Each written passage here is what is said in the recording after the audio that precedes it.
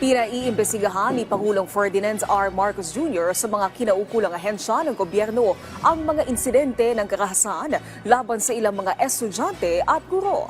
Ayon kay Palace Press Officer Undersecretary Claire Castro, nais ng Pangulo ang agangang aksyon lalo na't mga menor de edad ang sangkot. Partikular ari ang inatasan ng Pangulo ang Department of Education, Department of the Interior and Local Government at Philippine National Police. Una dito, ipinag-utos na ng Department of Education sa mga paaralan ang mahigpit na pagpapatupad ng seguridad at iba pang preventive measures laban sa mga insidente ng school-based violence.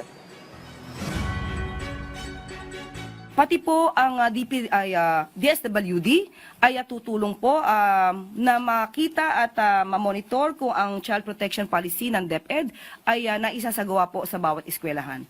So muli, kailangan po talagang maimbestigahan ganito, lalo po may mga minor de edad na nasasangkot po dito at nagiging issue na po talaga yung mental health sa mga kabataan.